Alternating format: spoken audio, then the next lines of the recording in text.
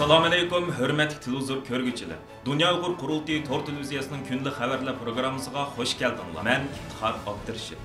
Hörmətli görürmənlər. Tövəndə diqqətinizlər günlük xəbərlər proqramımızın təfsilatıda bolsun. Dünya Uyğur Qurultayının rəisi Dolqun Eysa, Qurultay İcraiya Komitetining rəisi Ömer Qanat, Qurultay bayonotchisi Dilshod Reshid, Qurultayning Gollandiya vakili Cesur Lager şahidimiz Qalbinur Sidiqlardan tərkib topgan Qurultay heyeti 25 sentyabr Yaponiyaga yetib keldi. Bu Qurultay heyetining 2018 yildan buyon tunji qatim Yaponiyani ziyorat qilishi bo'lib hisoblanadi. Yaponiya Uyg'ur jamiyatining raisi Abdukerim Abdurahmon qatorliqlar Tokio aerodromida Qurultay heyetini qizg'in kutib oldi. Shu kuni Dolqun Eysa boshchiligidagi Qurultay heyeti Yaponiya Uyg'ur jamiyatining Tokiodagi markaziy ishxonasini ziyorat qilib, Yaponiya Uyg'ur jamiyatining raisi Abdukerim Abdurahmon, muavin raislari Xolmat Rozaxon, Ahmad Letib va Yaponiya Uyg'ur jamiyatining boshqa hay'at a'zolari bilan suhbat olib bordi. Suhbat jarayonida Dolqun Eysa va Ömer Qanat apandilar Abdukerim Abdurahmon raisligidagi Yaponiya Uyg'ur jamiyatining Uyg'ur irqiy qirg'inchiligini anglatish uchun butun Yaponiya miqyosida olib berayotgan aktiv faoliyatlarga yuqori baho berdi. Bo'libmi Yaponiya Uyg'ur jamiyatining bir mahal to'xtab qolgan Yaponiya parlamenti Uyg'ur do'stlik guruhisini qaytadan asliga keltirish va uning faoliyatlarini jonlantirishda muhim rol o'ynagan Yaponiya Uyg'ur jamiyatiga opirin o'qigan Dolqun Eysa apandim Uyg'ur irqiy qirg'inchiligini Yaponiya parlamentiga e'tirof qildirish va Yaponiya hukumatining Uyg'ur majburiy amkiga chetishlik mahsulotlarining Yaponiyaga import qilinishini to'sish uchun jiddiy jazo va embargo tuzumlarini yo'lga qo'yishni qo'lga keltirishning navbatdagi eng jiddiy vazifalarning biri ekanligini ta'kidladi. Dolqun Eysa boshchiligidagi Qurultay heyeti va lager şahidimiz Qalbinur Sidiq xonim shu kuni yana Yaponiyaning bir qism matbuotlarining ziyoratini qabul qilib, Uyg'ur xalqining Yaponiya hukumatidan kutadigan ba'zi talab va orzularini ifoda qilishdi. Dolqun Eysa boshchiligidagi Qurultay heyeti Yaponiyadagi 10 kunlik xizmat ziyorati jarayonida Yaponiya Uyg'ur jamiyatining mas'ullarining hamrohligida Yaponiyaning parlament va hukumat a'zolari bilan, shundaqla har soha zotlari bilan keng doirada uchrashish olib bordi. Bu jarayonda Uyg'ur xalqining qadinosi do'sti, Yaponiyaning sobiq bosh vaziri marhum Shinzo Abening korona vabasi sababidan kechiktirilgan hukumat tarafidan o'tkazilgan oxirgi dafn murosimiga sirtdan qatnashadi va Shinzo Abening oilasini ziyorat qilib Uyg'ur xalqi nomidan hol so'raydi. Undan boshqa yana Yaponiyadagi Tibet, Mongol, Hong Kong, Tayvan tashkilotlarining asosli mas'ullari bilan ko'rishib, ular bilan birlikda Tokioda birlashma axborot e'lon qilish yig'ini o'tkazadi. Yaponiya Uyg'ur jamiyatining program yetakchisi Savut Mehmet apandim Gollandiyadagi lager shohidi Qalbinur Sidiq xonimning bu qatimqi Yaponiya ziyoratining muhimligini ta'kidlash bilan birga, Yaponiya Uyg'ur jamiyatining Qalbinur Sidiq xonimning hayoti aks ettirilgan kartonlik kitob nashr qildirish uchun jiddiy harakat olib berayotganligini ifoda qildi. Stansimizning keng qitimliq programmalarida Dolqun Eysa boshchiligidagi Qurultay heyetining Yaponiyadagi faoliyatlari haqida yanada tafsiliy ma'lumot berishga tirishamiz. Dünyadagi eng chong iqtisodiy gavdaga vakillik qiladigan Amerika, Kanada, Fransiya, Germaniya, Italiya, Yaponiya, Angliya qatorliq G7 davlatlarining tashqi ishlar ministrlari va Yevropa ittifoqining alohida vakili Birlashgan Davlatlar Tashkiloti umumiy kengashi uchun New-York shahriga jam bo'lganda dunyo vaziyatiga aloqador jiddiy masalalarni muzokara qilgan. 22 sentyabr kuni G7 davlatlari tashqi ishlar ministrlarining yig'inidan keyin e'lon qilingan rasmiy bayonotdan qaraganda, G7 davlatlari dunyo vaziyatiga jiddiy ta'sir ko'rsatayotgan 3 muhim masala ustida nuqtaliq so'zlashgan. Bu masalalar Ukraina urushi, Uyg'ur masalasi va Tayvan masalasidan iborat. Bayonotning Uyg'urlarga munosabatli qismida munolar deyilgan. G7 davlatlari BDT kishilik huquq oliy komissarligi ishxonasining Xitoyning Xinjiang Uyg'ur avtonom rayonidagi kishilik huquq vaziyati baholangan dokladning e'lon qilinganligini qarshi oldi. Ular Xinjiangdagi ig'ir kishilik huquq dafsanchiligidan qattiq andish qildi hamda dokladning umumiy bahosiga jumladan Xitoyning qilmishlarining xalqaroliq jinoyatlar, bo'libmi insoniyatga qarshi jinoyat tashkil qilish mumkinligiga alohida diqqat qildi. Bayonotda yana G7 davlatlarining Uyg'ur masalasida davomli hamkorlashadiganligi ta'kidlanib munolar deyilgan. G7 davlatlari bu masalani har qaysi sherik davlatlar, fuqarolar jamiyati va xalqaro jamiyat bilan birlikda davomli hal qilishga va'da berdi.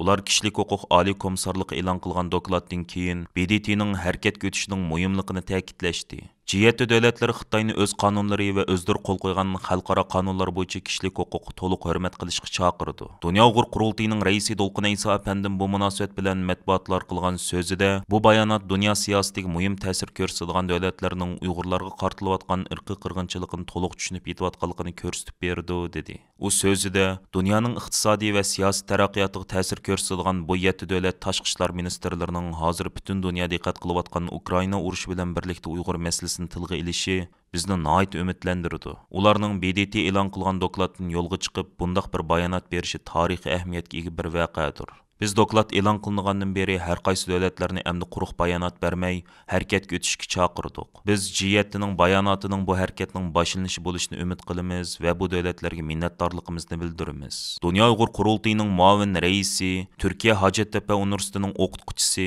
strategiya mutaxassisi doktor Erkin Akram apandining qarashicha, G7 davlatlari tashqi ishlar ministrlarining yig'inida muzokara qilgan eng muhim 3 masalaning birining Uyg'ur masalasi bo'lishi, bu davlatlarning Uyg'urlar yo'l qo'yayotgan insoniyat qarshi jinoyatni hal qilish va bu masalada Xitoyga qarshi bir qarornoma ma'qullash irodasini ko'rsatib berdi ekan. Darvaqa, hozir BDT kishilik huquq kengashining 51-navbatlik yig'ini navbatda demokratik g'arb davlatlari bilan Xitoy va uning qo'llovchilarining Uyg'ur masalasidagi keskin jang maydoniga aylanmoqda. Xitoy BDT kishilik huquq kengashida Uyg'ur masalasi bo'yicha Xitoyga qarshi mustaqil tekshirish komiteti qurish taklifini o'z ichiga olgan har qanday bir qarorning chiqishining oldini olishga qattiq kuchimoqda. Avstriyaning Katalog axborot agentligi 23-sentabr kuni Dunyo Uyg'urlarining rahbari Papa Uyg'ur irqi qirg'inchiligini tonish kerak nomli bir maqola e'lon qildi. Maqolada Dunyo Uyg'ur qurultayining raisi Dolqun Ayso apandining 22-sentabr Avstriya parlamentida so'zlagan nutqida Rim papasining Uyg'ur irqi qirg'inchiligini tonishga va Uyg'urlar uchun aktiv ovoz chiqarishga chaqirganligi markaziy tema sifatida o'tirg'a qo'yildi. Maqolada bayon qilishicha, Dunyo Uyg'urlarining raisi bo'lgan Dolqun Ayso apandi Sharq Turkistondagi irqiy qirg'inchilikqa xotima berish uchun har qaysi davlatlarda hukumatlar va jamiyatlar o'rtaq kuch chiqargandan tashqari Katolik dinning papasi bo'lgan Fransiskoning sukutlarini buzib, Uyg'ur irqiy qirg'inchiligini tonish va Uyg'urlar uchun aktiv ovoz chiqarish lozimligini chaqiriq qilgan. Maqolda Rim papasi Fransiskoning amaliyoti 2020-yilning oxiri e'lon qilingan tush ko'rishga jur'at qilayli nomli kitobida bechora Uyg'urlar haqida to'xtalganligi, Uyg'urlarning holining Rohingya musulmonlarining holiga selishtirilganligi eskartib o'tilgan. Maqolada Shinjong atalg'usining orqasiga Sharq Turkiston degan izohat qo'shilgan edi.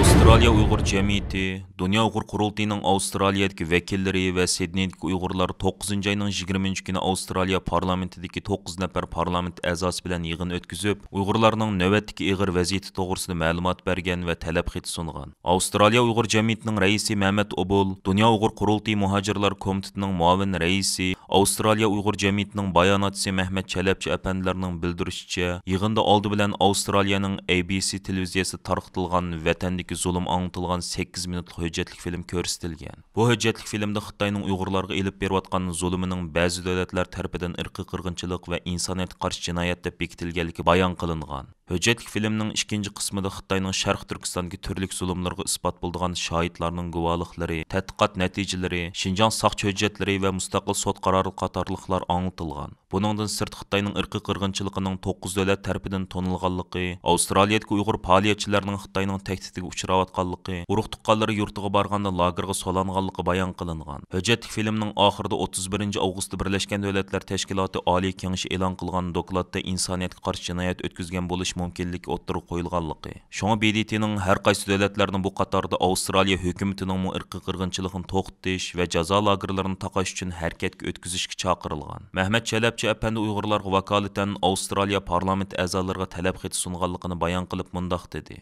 Talab xatida tovandikilarni talab qildik. Birinchisi, irqiy qirg'inchilik bilan munosabati bor Xitoy amaldorlarga jazo yurgizish. Ikkinchisi, lagerlarni taqash va solangan hamma odamlarni qo'yib berish. Uyg'urlarning haq va huquq ega erkin yashiga ruxsat qilish uchun Xitoyga besim ishiltish.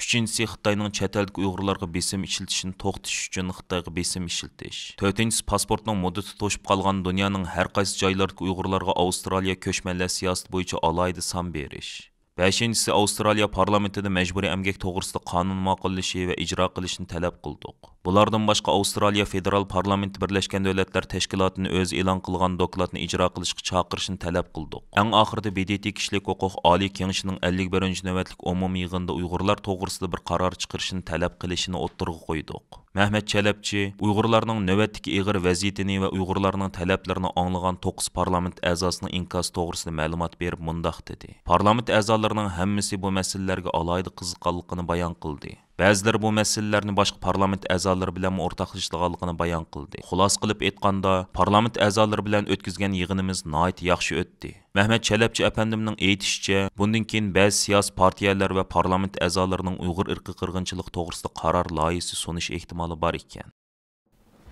Aziz ko'rmanlar, yuqorida diqqatingizga Dunyo Uyg'ur qurultiyi to'rt televiziyasining kundalik xabarlar programmasini sundik.